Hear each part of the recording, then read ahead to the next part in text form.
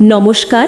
আমাদের গল্পটা ভালো লাগলে বাংলা ছোট গল্প চ্যানেলটাকে সাবস্ক্রাইব করে দেবেন, লাইক কমেন্ট শেয়ার করতে ভুলবেন না। ধন্যবাদ। নমস্কার বন্ধুরা, কেমন আছেন সবাই? আশা করি সকলেই ভালো আছেন। চলুন আজকের গল্প শুরু করা যাক। আজ আমরা আলোচনা করব প্রেমেন্দ্র মিত্রের লেখা এক অসামান্য গল্প মহানগর নিয়ে। বলতে পারেন এটি এই কালজয়ী গল্পের একটা ছোট্ট বিশ্লেষণ। চলুন সরাসরি মূল বিষয়ে ঢুকে পড়া যাক আর দেখা যাক কিভাবে একটা ছোট্ট ছেলের চোখে এই বিশাল ব্যস্ত শহরটা ধরা পড়েছে। গল্পের শুরুতেই কিন্তু একটা অদ্ভুত জিনিস খেয়াল করার মতো। লেখক শহরটাকে ঠিক কিভাবে তুলে ধরেছেন সেটা দেখলেই বোঝা যায়। আকাশের নিচে পৃথিবীর বুকে একটা বড় ক্ষত বা ঘা, শুনলেই কেমন গাছ ছমছম করে ওঠে, তাই না? মানে সাধারণত শহর বলতে যেমন আলোর রোশনাই বা চাকচিক্য বোঝায়, এখানে কিন্তু তা নয়। দূর থেকে এই মহানগর বা কলকাতাকে দেখা হচ্ছে একটা যন্ত্রণাদায়ক রুক্ষ জায়গা হিসেবে, ঠিক যেন পৃথিবীর বুকে তৈরি হওয়া একটা গভীর ক্ষত।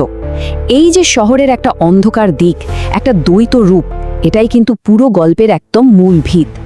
আর এই বৈসাদৃশ্যটা কিন্তু দারুণ ইন্টারেস্টিং। একবার ভাবা যাক, একদিকে রয়েছে রতন, একটা ছোট্ট নিষ্পাপ গ্রাম্য ছেলে। তার চোখে এই শহরটা হলো আস্ত একটা রূপকথার শহর। মেঘ ছুঁয়ে থাকা বাড়ি, রাতে মায়াবী আলো, সব মিলিয়ে এক অদ্ভুত বিস্ময়। কিন্তু অন্যদিকে তার বাবা মুকুন্দের দৃষ্টিভঙ্গিটা সম্পূর্ণ আলাদা। তার কাছে এটা নিছকে এক ইট পাথরের জঙ্গল, এমন একটা রাক্ষসের শহর যেখানে মানুষের প্রাণ হারিয়ে যায়। বাবা আর ছেলের এই যে একদম বিপরীত চিন্তাধারা, এটাই গল্পটাকে যেন তরতর করে সামনের দিকে এগিয়ে নিয়ে যায়। কিন্তু আসল রহস্যটা লুকিয়ে আছে অন্য জায়গায়। প্রশ্ন জাগতে বাধ্য, কি খুঁজছে রতন এ বিশাল মহানগরে? রতন যে নেহাতি শহর দেখতে বাবার সাথে নৌকায় চড়েছে তা কিন্তু একেবারেই নয়। এর পেছনে তার একটা গোপন উদ্দেশ্য আছে। বাবার কড়া শাসনকে সে ভয় পায় ঠিকই, কিন্তু বুকে একটা অদম্য জেদ আর আশা নিয়ে সেই ভীতিকর পরিবেশে পা রেখেছে। আচ্ছা, কি সেই গোপন উদ্দেশ্য? চলুন সেটাই এবার উন্মোচন করা যাক।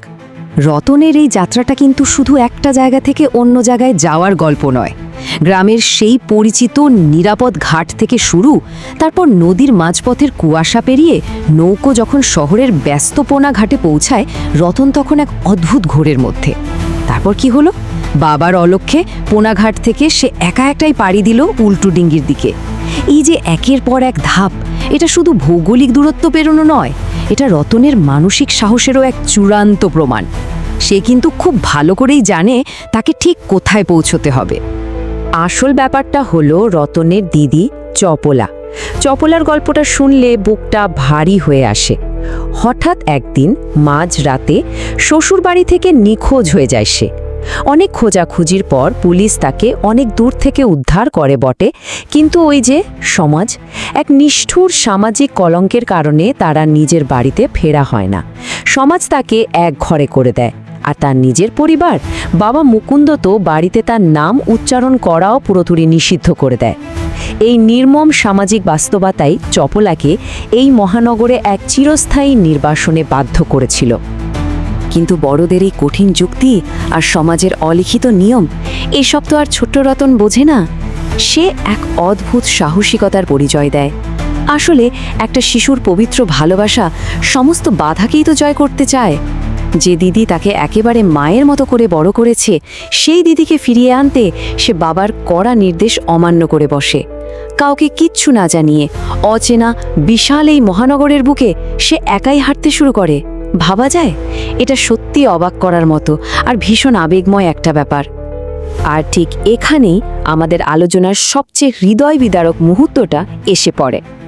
খুঁজতে খুঁজতে অবশেষে রতন উল্টোডিঙিতে তার দিদিকে খুঁজে পায় ঠিকই, কিন্তু সেখানে গিয়ে এক চরম নিষ্ঠুর বাস্তবতার মুখোমুখি হতে হয় তাকে। দিদি তাকে জানায় বাবার রাগের কারণে সে কিছুতেই গ্রামে ফিরতে পারবে না। আবার রতনকেও সেখানে ওই পরিবেশে দিদির কাছে থাকতে বারণ করে সে। রতনের মনে তখন একটাই প্রশ্ন পাক খায়, দিদি সেখানে যেতে পারবে না, আবার এখানেও বলবে তাকে থাকতে নেই। রতনের ওই ছোট্ট নিষ্পাপ জগৎটা যেন সমাজের এই নির্মম অনমনীয় নিয়মের দেয়ালে সজোরে ধাক্কা খেয়ে চূর্ণ বিচূর্ণ হয়ে যায়। এরপর চপলা যখন বুঝতে পারে যে রতনকে এবার চলেই যেতে হবে, তখন সে রতনের হাতে কিছু খাবার খাওয়ার জন্য 4টে টাকা তুলে দেয়।